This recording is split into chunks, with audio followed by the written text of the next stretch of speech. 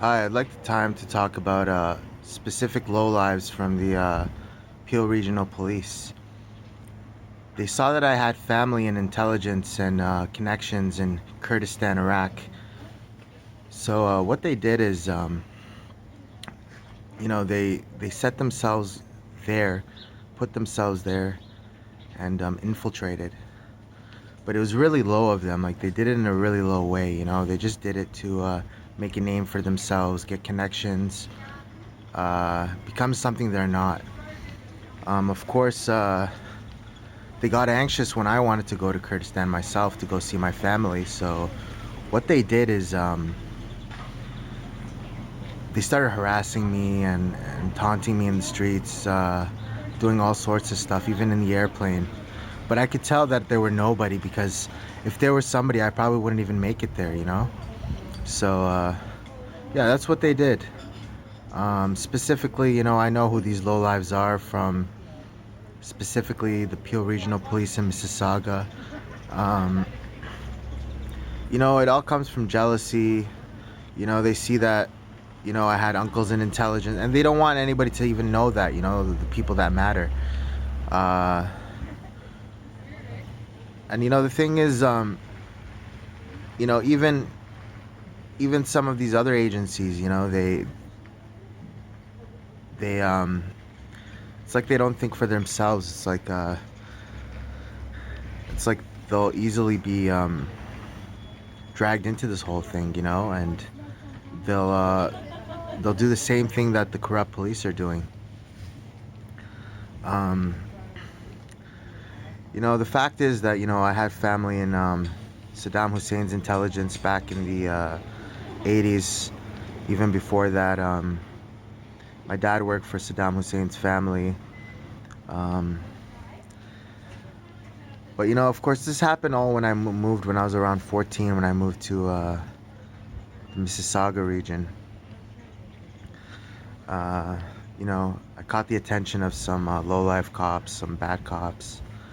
Um, they snooped on my Facebook, my social media accounts. They saw who my family was. Uh, they wanted to act like they're intelligence agents, like they're somebody. But they're nobody. And it shows by the way they acted, the way they came down there, the way they still act. Um, it was really like a low level job, and yeah, so I just wanted the world to know what they are, and a lot of them are really, you see them in uniform and badges. They might even look like good people, but that's not the case. Sometimes criminals can take the forms of good-looking people, charming people, but in reality, they're just the biggest lowlives in the earth. Um, they see me, somebody like me, young guy.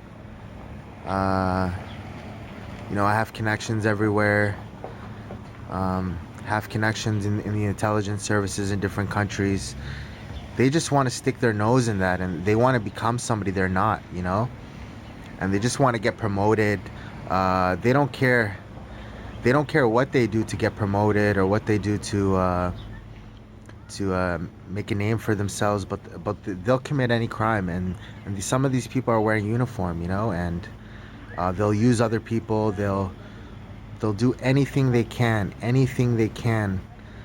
uh, to put themselves up the social scale, and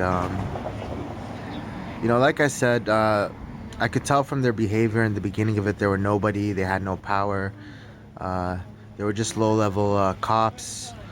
They couldn't really compete with my family, but I was, in general, I wasn't a very like, let me think of the word. I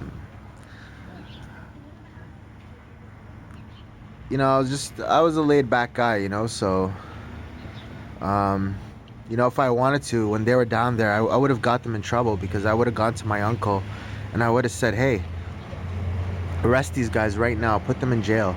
And they would have all been gone, and they would have got the hell out of there, and they wouldn't be able to stay there. And yeah, so that's what I wanted the world to know. keep an eye out for these low-level Peel Regional Police officers. And even in Ottawa, there's the same thing. A lot of people are like that, but it carries on. You know,